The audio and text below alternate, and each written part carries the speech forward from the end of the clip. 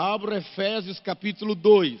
Juana, eu errei no versículo, tá bom? No capítulo. É Efésios, não é Colossenses, desculpe-me. Efésios capítulo 2.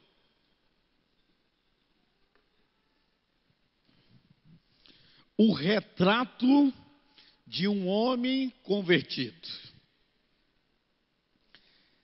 Conversão deveria ser um processo natural daquele que é membro de uma igreja evangélica. Mas todo mundo que frequenta uma igreja evangélica é convertido? Não. Porque a conversão não é adesão a um segmento religioso. Conversão é a internalização de princípios que faz que você viva segundo a crença abraçada. Isso é conversão. Aí você vai encontrar muita gente na igreja evangélica e você dizendo, e fulano é crente? É.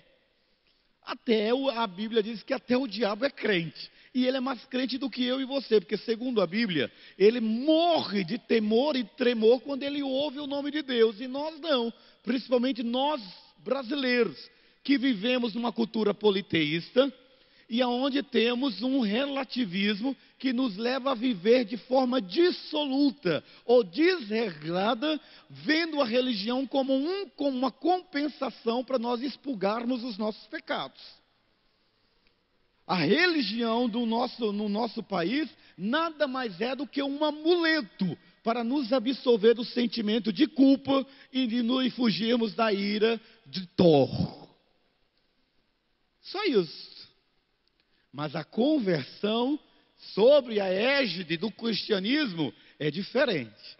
A conversão de um homem de Deus é a reestruturação, o realinhamento da sua vida segundo a palavra de Deus.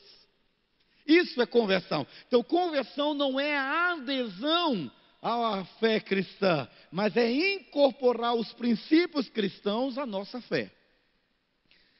E isso mudaria o nosso cenário social, mudaria o nosso cenário doméstico, mudaria o nosso cenário das relações interpessoais. Nós nos tornaríamos homens e mulheres melhores, nós seríamos mais relevantes na nossa ética, nos nossos empreendimentos e na nossa conduta social. Paulo, ao escrever ao Cristo em Efésios capítulo 12, ele fala sobre o que é conversão. E tomara, oxalá queira Deus que eu consiga concluir ele todo, senão seguimos aí nas quartas-feiras. Nessa série nós estamos falando sobre o discipulado, atitudes contagiantes, e a conversão é uma mente contagiante, porque foi contagiada pelas palavras da vida eterna. Na nossa cultura se ventilou que todos nós somos filhos de Deus. E nós vamos descobrir que não é bem assim. Você não nasce nesse mundo filho de Deus. Nós nos tornamos filhos de Deus. A saber, aos que creem no seu nome. O filho do pastor Valmir é filho de Deus? Não. Ele é meu filho. Quando é que ele se torna filho de Deus? No dia em que ele entende que a única forma dele se tornar filho de Deus não é ser filho de pastor. A única forma dele se tornar filho de Deus é ter a sua própria experiência com Deus, sabendo de que ser filho de Deus não nasceu nem da carne, nem do sangue, nem da vontade de varão algum, mas nasceu de Deus. Paulo escreve e diz assim, sobre conversão. Primeiro versículo, Efésios capítulo 2. Vamos lá. Vocês estavam... O quê? Vamos dizer novamente, vocês estavam? Diga assim, eu estava morto. Antes da conversão você estava morto. Como assim? Você era um morto-vivo. Vivo biologicamente e morto espiritualmente. Você não sabia discernir o certo e o errado, e o conceito de pecado era inexistente na sua vida. Então o texto está dizendo, vocês estavam mortos em suas transgressões e pecados, nos quais estavam acostumados a viver, quando seguiam a presente ordem deste mundo, e o príncipe do poder do ar, o espírito que agora está atuando nos que vivem na desobediência. Anteriormente, todos nós também vivíamos entre eles, satisfazendo as vontades da nossa carne, seguindo os seus desejos e pensamentos. Como os outros, éramos por natureza merecedores da ira. Amém? Você acha que uma pessoa que nós chamamos de psíquicos, um homem natural, vai conceber e entender esse texto? Não. Porque a filosofia humanista, a filosofia social, hedonista, mediatista, nos coloca na posição de que para viver é viver sem ser reprimido. E o cristianismo acaba tolindo isso. E nada disso. Paulo está descrevendo aqui dois retratos. O retrato de um homem antes de conhecer a Cristo e o retrato depois de conhecer a Cristo. Por isso, segure e seja forte. Cristianismo, enquanto religião, é uma desgraça. Cristianismo, enquanto religião, baseado em preceitos ritualísticos de uma entidade religiosa, ela libera você para viver sem regras, sem tabus, sem preconceitos, sem nada, porque aliás, Deus é amor. E se Ele é amor, Ele me deu o livre-arbítrio para eu viver de forma que Paulo diz, vocês estavam acostumados a viver quando seguiam a presente ordem. Aí você pergunta assim, que presente ordem? A presente era. Nossa sociedade ela é hedonista, ela produz. E ela trabalha para que o homem viva em função do prazer. E não em função de ser aquilo que Deus estabeleceu para que eu e você sejamos. O texto quer dizer claramente para nós, que Paulo está dizendo, lógico, queridos, que o homem natural, ou seja, o homem sem conversão, não é um homem sem religião. O Brasil é um país ateu? Não, o Brasil não é um país ateu. O Brasil é um país politeísta, onde cada estado tem uma padroeira, cada município tem um padroeiro, cada cidadela tem um padroeiro. Somos o país que temos o número de feriados e dias santos como nenhum outro país. Pensa num país onde a cultura e a economia é baseada nos feriados e dias santos. É o Brasil. Mas nós queremos entidades e representações da divindade, contanto que não nos peça de vivermos o nosso estilo de vida. E Paulo está dizendo que esse homem é um homem que vive segundo o modelo da presente ordem desse mundo e o príncipe do poder do ar que agora está atuando nos que vivem na desobediência. Aí você vai dizer assim, pegou pesado. O que eu não entendi nada, pregador, sobre isso? Paulo vai mais além e ele diz assim, anteriormente, versículo 3, anteriormente, todos nós também vivíamos entre eles, satisfazendo as vontades da carne. Aí você vai dizer assim, o homem convertido, não convertido, ele vive como? Abra lá em Gálatas capítulo 5, 6. Gálatas capítulo 6. Desculpe-me, 5. Gálatas, capítulo 5. O que é viver dessa forma? Diz ele assim, digo, se você, lá versículo 19, ora, as obras da carne são manifestas. Aí o que é viver segundo esta era? Eu quero uma religiosidade, eu quero um Deus, eu quero ter fé, eu quero frequentar a igreja, desde que eu possa viver segundo as obras da carne que são manifestas. Versículo 19, imoralidade sexual, impureza e libertinagem, idolatria e feitiçaria, ódio, discórdia, ciúmes, ira, egoísmo, dissensões, facções e inveja, embriaguez, orgias e coisas semelhantes a essa. Paulo vai muito mais além e ele diz, agora se você gosta desse tipo de coisa e quer viver sem abrir mão dessa coisa, você vai ter religião, mas não conversão. Porque o texto sagrado diz, ele termina dizendo: aqueles que praticam essas coisas não herdarão o reino de Deus. Você precisa ser forte para dizer isso. Quem quer uma religião e um Deus que chama esse retrato de pecado? Quem quer? Só quem entende qual é o propósito pelo qual Deus nos criou.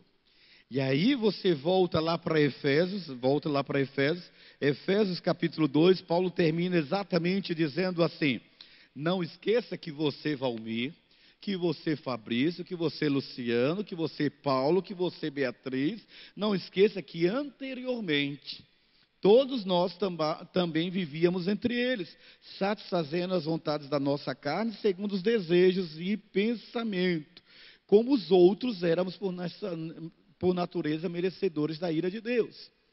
Aí uma pessoa chega para mim e diz assim: me diga uma coisa, Valmir, por que todo crente se torna crente depois de ter aprontado tanto? Já viu essa pergunta?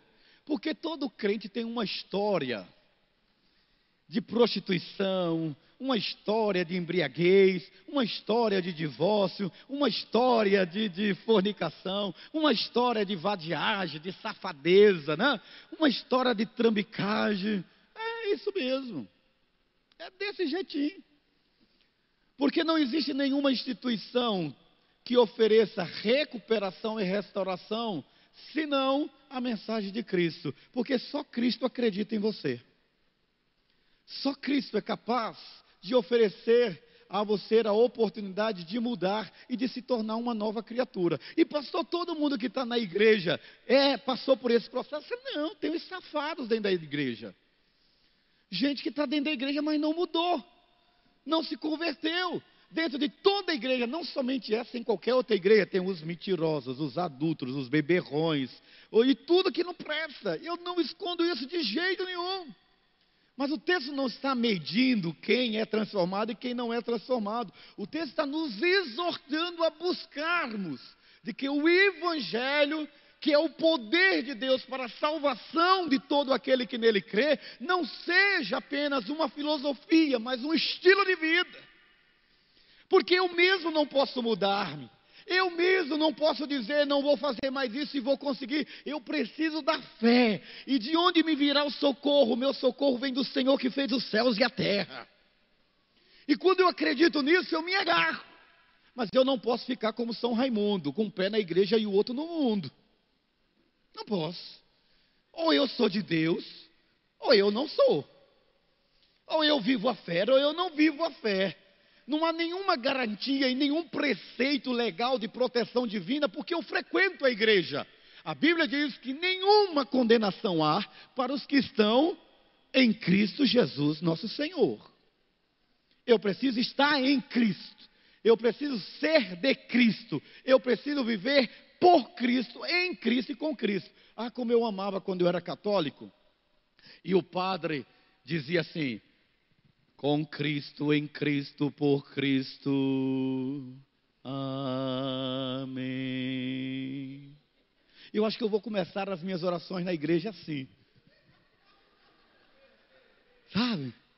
Para a gente lembrar que a gente precisa estar em Cristo, com Cristo e por Cristo.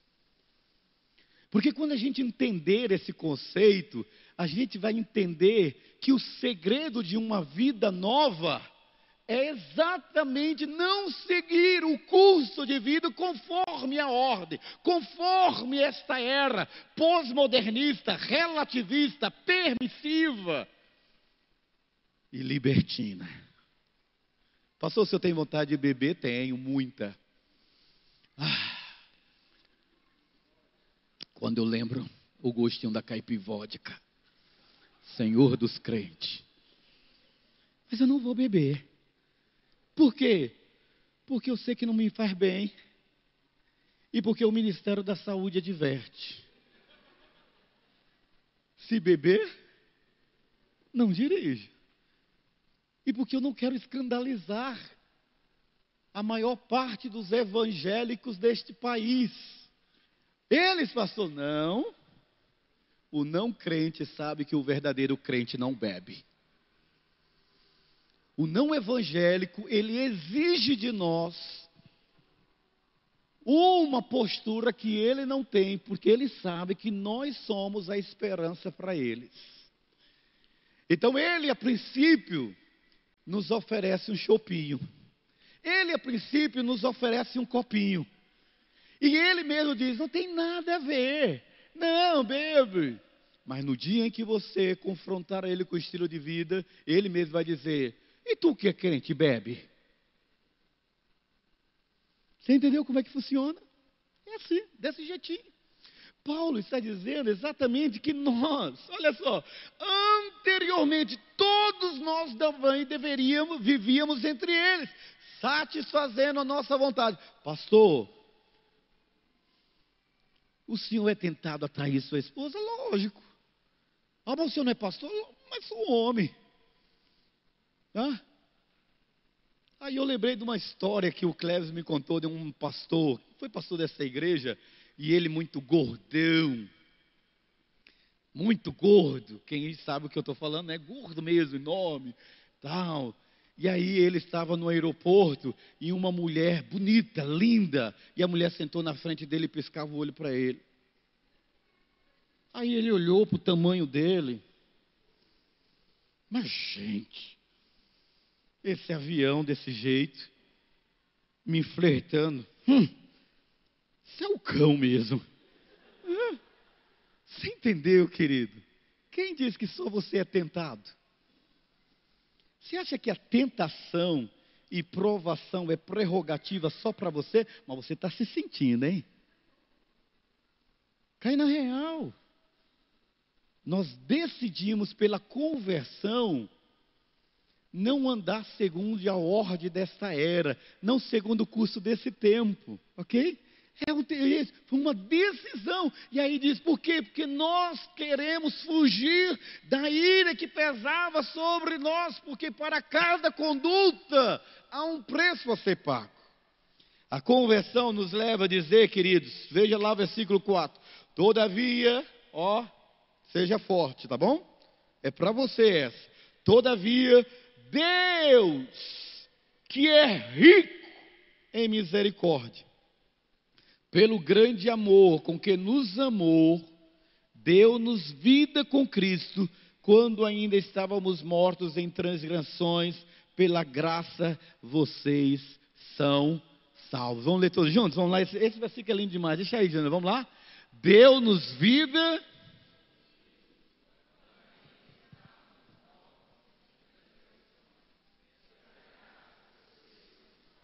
Eu não mudei para me converter.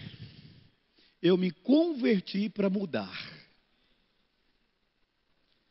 Ah, pastor, quando eu deixar de sentir essa tentação por um rabo de saia, sentei com um camarada e ele chega para mim e diz assim, na frente da esposa, numa mesa, ele diz assim, pastor, é que eu não consigo, minha fraqueza é o rabo de saia. Eu disse, a sua e de todos os homens. Um homem que não tem na tentação um rabo de saia, é porque ele tem uma tentação na barra de uma calça. Não tem jeito. Sejamos claros, querido. Uma sociedade hedonista que vive aliciando-nos para sermos escravos do sexo descomprometido, onde o outro é objeto de sexualidade para satisfazer a nossa ganância e o nosso apetite sexual, onde nós rompemos com a ética em função do prazer, e você dizer que é a sua tentação e de todos. De todos. É lógico que Paulo está falando assim, que Deus é rico em misericórdia. Ele me ressuscitou. Se alguém está em Cristo, nova criatura é. Ele está dizendo que ele veio buscar e salvar o que se havia perdido. Ele me tirou lá da sarjeta. Ele tirou você lá da pocilga. Ele tirou você lá da caverna. Ele tirou você lá do ostracismo. Ele tirou você lá do seu egocentrismo e lhe ofereceu uma vida e vida em abundância. Ele veio para dar sentido, porque biologicamente você estava ok, mas espiritualmente você estava morto dos seus pecados e delitos. E quando a gente entende isso, a gente entende que é graça. E quando alguém chega para mim e diz assim, porque todo crente tem uma vida suja? Porque eu não tinha Cristo. Quando eu não tinha Cristo, é lógico que quem é sujo, suja-se mais. É lógico que quando eu quero viver no meu estilo de vida desregrado, eu uso a religião como um lugar para me esconder, e não um lugar para me apresentar como alguém transformado, alguém regenerado, alguém que pode oferecer uma mensagem de esperança para o outro. Como? Com a sua própria vida. Paulo diz, eu era o maior de todos os pecadores. É isso. E é nesse contexto que Paulo está dizendo assim, Deus nos ressuscitou com Cristo e nos fez nos assentar nas regiões celestiais em Cristo Jesus, para mostrar nas eras que hão de vir a incomparável riqueza da sua graça, demonstrando em sua bondade para conosco em Cristo Jesus. É assim que Deus nos chama. A conversão não é uma mudança de religião. Olhe para mim, seja forte, ó. Mudança de religião não é sinônimo de transformação. Não é porque o cara era católico e agora é cibapense que ele está ok. Não é porque ele era espírita e agora ele está cibapense e ele está ok. Não é porque ele nasceu no lar evangélico, cresceu no lar evangélico, que ele não conheceu as porcarias desse mundo. Transformação de vida está atrelada ao tipo de relacionamento que você tem com Deus. É o nível de comprometimento que você tem. E é aquilo que nós pregamos domingo retrasado aqui para você. José tinha tudo, mas tudo, para ter uma boa noitada com a esposa de Potifar, em segredinho, caladinho.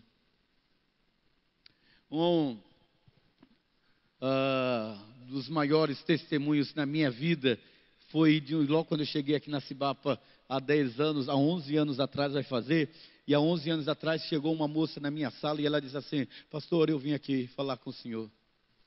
Eu disse, pois não, o que você quer? Eu não aguento mais. E eu quero dizer para você que eu estou vivendo uma situação ilícita. Ela não tinha por que me confessar, mas ela tinha compromisso, antes de ser com a Cibapa, ela tinha compromisso com Deus. E quando você tem compromisso com Deus, o seu sentimento de sujeira te leva e te empurra em busca de limpeza. Porque você não quer ser uma farsa. Você não quer ser um engodo. Você não quer viver uma dualidade de vida. E é isso que Paulo está nos referindo. Ele está falando, Deus nos... seja forte, olha para mim, olha que coisa linda. Deus me pegou, pecador, promíscuo, beberrão, ladrão, larápio, mentiroso, vagabundo, galinha, tudo que não presta, e disse assim, como eu te amo. E eu aceito esse amor, e ele me transfere, e me coloca sentado nas regiões celestiais. Sabe o que significa isso? Deus te coloca assentado acima dos tronos das potestades do ar, acima dos demônios. Tão forte privilégio não é para os membros da igreja, mas para os que nasceram de novo. Sabe quando Nicodemos, na sua empáfia religiosa, depois você lá lê João capítulo 3, Nicodemos, religioso, hoje ele seria o que? Um apóstolo, um bispo, um cardeal, e ele diz, mestre, que faço para entrar no reino dos céus? E o Senhor disse, você, Nicodemos, conhece a lei. E tem muita gente que conhece a Bíblia e dá um show quando abre a Bíblia para falar, né? Nossa! E a vida? Fulano nasceu na igreja, conhece a Bíblia. E começa a namorar. E começa a curtir uma pessoa. E aí o novo crente namorando com aquela mulher tão experiente na fé cristã. Mas é só conhecimento. Seja forte que eu vou olhar para você. A letra mata.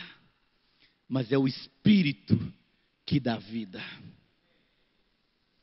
Não deixe enganar, porque quem conhece Bíblia, olhe se vive a Bíblia. A diferença não é o quanto eu sei falar bonito sobre Cristo. Por que o Brasil não acredita no Evangelho?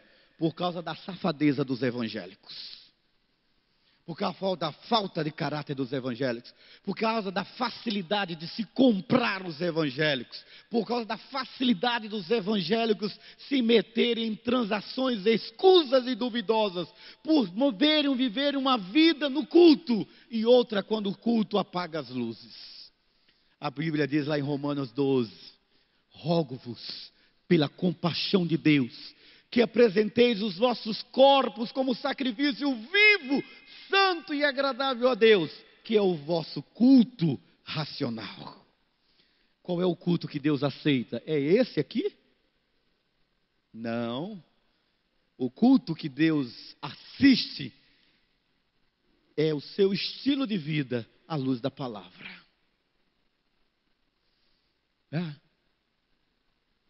Esses dias alguém chegou e disse assim para Lídia. E quando a gente fala esses dias alguém, é porque a gente pergunta para você e diz assim: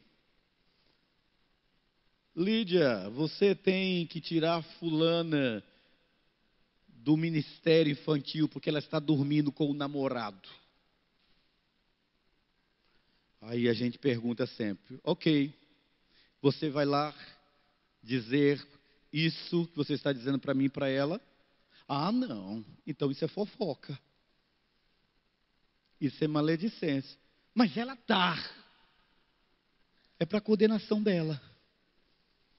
Porque ninguém brinca com Deus e sai ileso. Ninguém profana o altar sem receber a disciplina do Pai.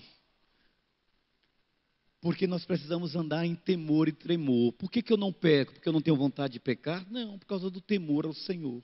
Por que você não peca? Porque você anda em temor e tremor ao Senhor. Sabe como é que é isso? É quando você tem clara consciência de quem você é. Eu sei que você já ouviu esse testemunho, mas eu anotei aqui e eu vou ter que contar para você. Fui pastor em Belfort Roxo. Pastor de uma mulher inteligente, uma mulher bem-sucedida, secretária bilíngue de uma multinacional que vocês conhecem, era o grupo Gillette. E ela começou a se converter mesmo, aceitou Cristo, ficou na igreja e me ouvindo sermão e tal, e meus sermões sempre foram na linha ética e não na linha espiritualista, porque você pode ver demônios, anjos, você pode fazer o que for aqui, mas se você não tem vida, tudo que você viu e fez, para mim não tem nada a ver. E aí, ela ouviu um testemunho, e aí ela chegou para o patrão dela e disse: olha, doutor fulano, eu não vou mais mentir para sua esposa. Quando ela me ligar aqui, o senhor disser que o senhor não está, eu vou dizer para ela que o senhor está. E eu também não vou esconder aonde o senhor está mais, não. Aí ele disse: faça isso e eu vou demitir você. Ora, na década de 90, você, sendo uma secretária bilíngue, ganhava-se muito bem, viu? E aí, um dia, a esposa dele ligou e ele tinha ido para um motel com uma das funcionárias. E ela não disse que ele tinha ido para um motel. E aí ele deixou o recado para ela. E quando a mulher ligou, ela disse: não, ele não está. Como que ele não está? Eu vou aí. Aí ela foi, a mulher, a esposa dele foi lá, atendeu: não, ele não está. Para onde ele foi? Me diga para onde ele foi. Ela disse: eu não sei para onde ele foi, mas ele não está. E ele faz isso todos os dias? Ela falou: esporadicamente sim. E quando voltou, a coisa estava feia. E ela foi demitida, porque isso se repetiu várias vezes, onde ela não queria mais mentir de maneira nenhuma. Porque ela disse: eu fui contratada para ser secretária, e não agente para ocultar as suas fugidinhas. E foi demitida, recebeu indenização, não quis gastar o dinheiro com medo. Ela já era uma mulher com mais de 44 anos. Naquela época, 44 anos estava descartado do mercado de trabalho. E ela então comprou uma franquia da Demilos, aquelas lingeriezinhas, né, que vocês gostam tanto de comprar, tá bom? E aí ela começou a vender lingerie para quem tinha sido uma mulher de um status muito bom. Ela começou a ter uma vida mais limitada. E assim foi durante 2 anos. A franquia não deu certo, ela faliu, perdeu dinheiro, entrou para um outro ramo e ela abriu uma quitandazinha no centro do bairro para vender comida caseira. Certo dia ela recebeu uma ligação de um empresário amigo do ex-patrão dela. Olha só. Ele ligou para ela e disse: você é fulano? Ela disse: sou, tudo bem. Você foi secretária de fulano? Fui secretária dele, tudo. Eu gostaria de fazer uma entrevista com você, porque eu estou precisando de uma secretária bilíngue com o seu perfil, tal. E ela foi, e aquele homem contratou-a com o dobro do salário que ela recebia 2 anos atrás. Olha que benção. A Bíblia diz: se você for fiel no pouco, sobre o muito Deus te colocará. E ela começou a trabalhar e um dia ela perguntou para aquele homem: mas por que o senhor me contratou? Ele disse: eu estava almoçando com o Cicano, e quando eu estava almoçando com ele, eu disse: cara, eu estou lascado, porque eu traí minha esposa, e minha esposa eu amo muito, ela quer me deixar, e ela fez uma condição, que eu nunca mais fosse traí-la. E eu preciso de uma secretária, mas uma secretária que decididamente não minta, e que me ajude nessa questão. Aí disse que aquele homem que a demitiu por não mentir, pegou um cartão e disse: eu tenho essa. É essa aqui. Certo? Então ela foi contratada por causa do seu novo estilo de vida, andar na verdade. Porque a Bíblia diz: conhecereis a verdade e a verdade vos... Você não é liberto porque você está dentro da igreja evangélica. Você não é liberto por causa do sermão do pastor. Você não é liberto porque fez uma decisão. Você é liberto porque você decidiu andar na presença do Senhor. E é dentro desse contexto que a gente tem lá, vamos lá, tentar fechar esse texto. Porque vocês são salvos, olha só, pela graça, por meio da fé. E isso não vem de vocês, é dom de Deus, não por obras, para que ninguém se glorie. Isso aqui acaba com os nossos queridos amigos espíritas e católicos, com todo o respeito e carinho do coração. Nós não recebemos a salvação pelas obras, porque somos bons. Quando Nicodemos e o jovem rico chega para Jesus e disse: bom mestre, ele diz: por que você me chama de bom? Só existe um que é bom, e esse é Deus. Você está me chamando de Deus? Se você se considera bom e está aqui nessa noite ou me ouvindo em casa, se você se considera bom mesmo, é porque realmente você não presta. O suficiente para não perceber a porcaria que eu e você somos. Nossas inclinações é para coisa ruim. Paulo, o apóstolo Paulo que escreveu isso aí, ele diz: o bem que eu quero fazer eu não faço, mas o mal que eu não quero fazer, isso eu me pego fazendo, nem que eu chore. Você já viu que quando a gente quer fazer alguma coisa errada, eu já fiz, viu? Tanta coisa errada, porque eu sou desse crente que vivia errado e agora estou tentando viver o certo. E quando a gente quer fazer a coisa errada, a gente fica ceguinho, não é assim? Estão tudo quietinho, né, vocês, né? Que é assim que funciona. Quando a gente quer fazer a coisa errada, aquilo que nos dá prazer, a gente fica cego para as consequências. Aí a gente, bum!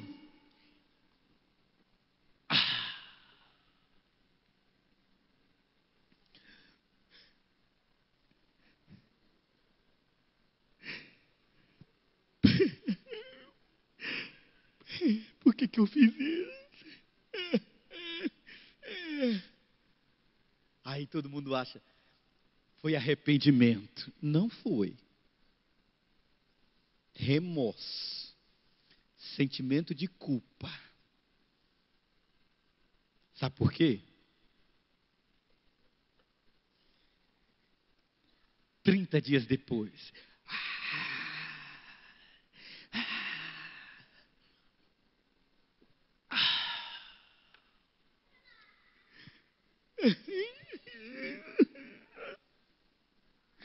Me ajude, Deus. Eu não quero fazer mais isso.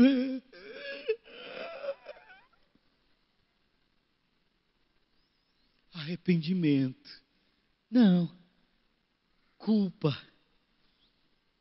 Sabe o que é arrependimento?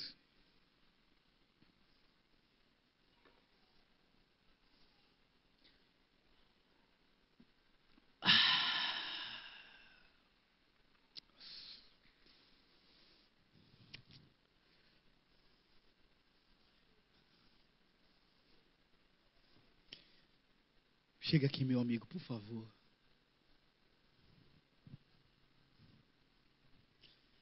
Cara, eu estou muito mal. Eu não estou conseguindo vencer, cara, minha inclinação. Tenho feito merda. Muita merda, cara. Tá vendo? O cara está pedindo ajuda. O cara está colocando alguém para ajudá-lo na caminhada. E por causa disso, ele quer prestar contas na vida dele. Sabe por quê? Porque a Bíblia diz que aquele que confessa está disposto a deixar e alcança misericórdia. Mas aquele que encobre não vai prosperar. É assim a regra. É desse jeitinho. Por que, pastor, o senhor tem certeza? Porque a Bíblia diz e eu já vivi isso. Obrigado. Ele não está em pecado não, viu gente? Sou eu que estou, tá? Você está entendendo? É assim. É desse jeitinho. Eu sou salvo pela graça. E não pelas obras.